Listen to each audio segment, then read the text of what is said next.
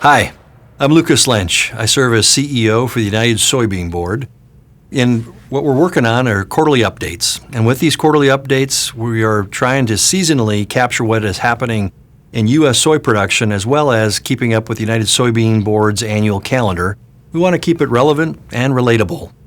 You know, planting season is clearly top of mind as many of you are getting back into the field. Please be safe out there. But while you're being safe, I want you to know that the Checkoff is working very hard on your behalf to grow markets for your product. I just want to pause there for a moment. We know times are tough. We know the prices per bushel are a challenge. We know the input costs have only gone up. But your Checkoff remains. It's that long-term vision, that patient money, if you will, working in the supply chain to ensure there is value for years to come. Said simply, we're getting back to basics. What are the things that we do and uniquely do well? We feed animals. We are in the biofuel space. We're about human nutrition. And all of that is making sure we're doing our very best to ensure there's volume and value in the supply chain for years to come, waiting for you this year, next year, and the year after. While we can't take credit for that price per bushel, I want you to know we're doing everything we can to drive demand, domestically and internationally. And today, the United States soybean farmers are navigating opportunities in a changing world. And the churn we continue to see, whether it's trade, whether it's the uncertainty of that trade, the uncertainty of seed oils and human nutrition, we can't be distracted by the evolving landscape. We've got a lot of proven science that has helped us be exactly where we are for all the right reasons. And I couldn't be more proud of the historical investments that farmers have been making for now over 3 decades. So why the newsletter? You know, this newsletter is an opportunity to really engage with you. It's a quarterly check-in to share with you how Checkoff is driving value all the way back to the farm and delivering on your return on your investment. It is critical that you understand what your investment's up to, how is it working, and ultimately how's it helping drive demand for you. So demand drivers, you know, opportunities for updates across our really investment portfolio of food, feed, fuel, industrial uses, sustainable production, exports, and even a deep dive into specific Checkoff investments to help explain how all of that benefits you, the soybean farmer. It's a one-stop shop on how Checkoff is delivering value to the farm. We're your one place to hear more each quarter on how the Checkoff is delivering value back to the farm. See for Yourself is one of the farmer-funded initiatives about bringing the next generation into Checkoff and giving them the experience of what Checkoff investments are up to. Nothing better than seeing the investment in tomorrow's leadership come to life.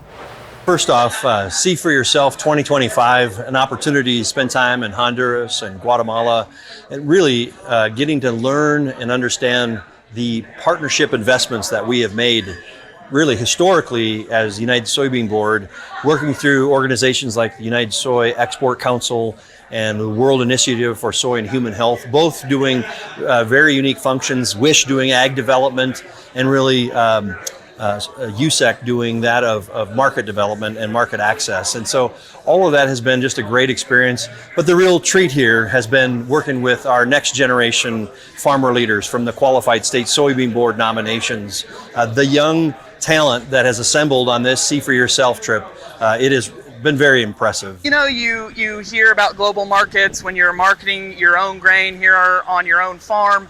I farm with my husband in East Central Indiana, and you know, we focus a lot on marketing, but to truly grasp what global markets look like and what impacts them, to be here in person, it really puts into perspective. Being a farmer, it's one thing to plant the seed and see it grow, but to see the back end of it, where it goes after you take it to the terminal, how does it affect people around the world? And so it's been great getting to meet with customers and buyers of U.S. soy. Back in February, I had a chance to really enjoy the first board meeting for our newly elected chair, Philip Good. from the great state of Mississippi. Well, Philip, it is 2025. We're in New Orleans. What a great city to be in. But, like a lot of meetings, we're in meeting rooms having conversations.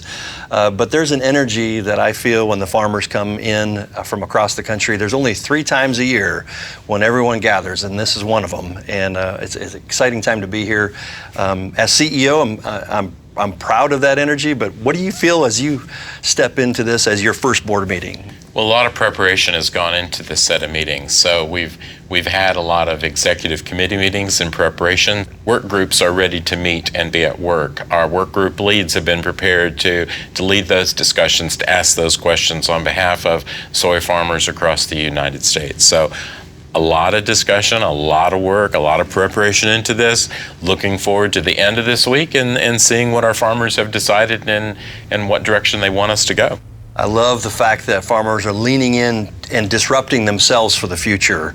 In a world that's got a lot of change in it, I trust farmers, and I couldn't be happier that we're here having the hard discussions that we need to have, because we're all going to be better for it, including our consumers and our constituents, the 500,000 farmers that raise soybeans every year. So true. We come from a lot of different states. We come from a lot of different representation around the U.S. We come together with a common goal to create and bring value back to the U.S. soy farmer. The fingerprints of our predecessors, whether as a lead staff person that the board hires and myself, to all of the farmers, leaders who have come before you, we're not accidentally where we're at. It's been very intentional. And over 35 years, a lot of intentional investment. What is a checkoff? Nationally, organizations like ours really are conveners, and we, on behalf of the whole, focus on partnerships. Do farmers evaluate those partnerships, you think? The strength is there because we can partner and make the dollar, the investment, the relationships, the market go further than it ever could without it. And so we see that, we saw that firsthand for all of us that were on that trip and mission. We see it daily for those of us on the United Soybean Board. I think states see it. But it's a message that we do need to get out and let them know more of what that is looking like. But we are farmers investing farmer dollars on behalf of farmers. One of the bright spots for me during the February board meeting was really sitting down with my peers, the CEOs of the American Soybean Association, Steve Sensky, the CEO of the U.S. Soy Export Council, Jim Sutter, and myself serving as CEO of the United Soybean Board. The 3 of us sat down and were part of a panel discussion for the full board. And what was tremendous about that was just a reminder, what a team, what a vision that farmers had. Think about this, 3 legs of a stool. It's not by accident. You have a group of farmer leaders who are overseeing the policy, the American Soybean Association. You have another group of farmer leaders and stakeholders overseeing the export market space. And then you have the farmer leaders from across the country that oversee soybean promotion, research, and education. We talked a lot about, nationalization versus globalization. And we've been in a pretty strong growth spurt for a long time in globalization. But there's no doubt we're taking a good hard look at nationalization this year. We've got a lot of pressures in that space. But at the end of the day, it's about market access, and it's about having that fair seat at the table. I think a bright spot that people need to think about is the fact that, 96% of the world's population lives outside the United States, something like that. And we are able to produce, fortunately, way more food in this country than we need to consume. And all of those people, in many of those countries, they're not able to do that. They need trade to deliver themselves, to deliver their own countries, nutrition security. So when I hear people talk about, anti-globalization, globalization is dead, trade is going to stop, I kind of think to myself, those are maybe interesting talking points for people in some of those countries, interesting political talking points, but not very realistic. Because if you think about the countries in Southeast Asia, if you think about the countries in the Middle East, if you think about the countries in Latin America, they're simply not able to produce all the food that they need or the type of food that they need. One of the great things that happened this year was Commodity Classic 2025. It was in Denver, Colorado. And there were over 11,000 people that attended that. Our brand new Secretary of Agriculture, Brooke Rollins, came and spoke. Got a ton of applause and a lot of excitement around her appointment. It was really a positive environment. They're very excited about where we're going.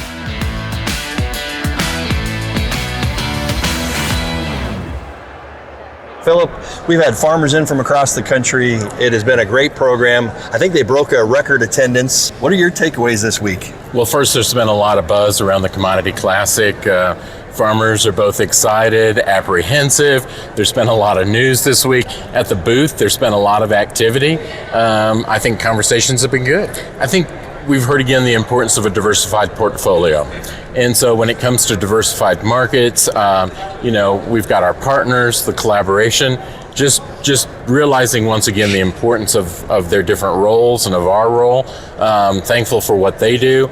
I go back to the board meeting when the big statement there was stay calm. I think that's so true. So we're going to stay calm. We're going to keep going forward with the same message, letting our partners do their work. We're going to continue with our research. We're going to continue on steady at the rudder because we're looking long term. It's not just about today. Our stuff we're looking out in the future. So I am thankful for the part that our staff is playing, our partners are playing. We're all working together. We're very much aware of the current news, but we're going on. Yeah. We're moving on. One of the areas that has received a ton of churn this year is that of seed oils. And if you think about it, it's not new information. It's been something that has been around for decades. And there's been a lot of research, promotion, and education that you as a farmer have invested in for years. And in fact, it's resulted in a Food and Drug Administration heart healthy claim to reduce coronary heart disease. That's a win in my book. And if you want to have a conversation about seed oils, let's just make sure we have science front and center working on your behalf. We just want a fair seat at the table. Another area, and I'd call it a bright spot of demand-enhancing initiatives, is that of animal feed. You don't have to look any further than our barnyard friends of poultry, pigs, dairy, and beef, all utilizing the diversity of animal feed coming out of the innovation pipeline, especially that of high oleic soybeans. And as we look at this year ahead, there's lots of innovations in the pipeline that really are about herd health and the vitality of our animal agriculture sector. So when you think about domestic use, we're going to keep focused on that and grow it right here at home. That's value added. As we look to the rest of 2025, I want you to know that the farmer leaders that you've empowered to represent your interests on the United Soybean Board nationally, as well as the local soybean boards, are making tough decisions. They're sharpening the pencil. They're making priority investments. What got us here may not get us there. And because of that, they're really settling in on what is going to drive volume and value. And the underpinnings that are working on that are unity, leadership, and discipline. The unity of Checkoff, the unity of the soy family, if you will, working together to enhance and create demand-driving initiatives for you, the farmer. It's also the leadership. It requires leadership. This stuff doesn't magically happen. It requires leadership in D.C., it requires leadership in our states, it requires leadership abroad. And at the end of the day, you got to do that with discipline. It doesn't magically happen. You have to be intentional, and you have to follow through. As we wrap this first quarterly segment, I just want to share with you that we want to hear from you. This is your checkoff. And sometimes I just take a step back and just remember who I am and where I'm from. I'm just a small town kid from South Dakota, and the first time I saw a checkoff on the milk check that my dad had sitting on the kitchen counter, I asked him what was all in that paycheck, if you will. And he walked through it, and there was one line that said promotion. I said, what is that about? And he says, well, I don't know a lot about it, but I do know that it's people trying to do things for us that we can't do for ourselves, or basically something along those lines. That has stayed with me over the years, and now I find myself at the helm of the United Soybean Board. We want to know what's on your mind.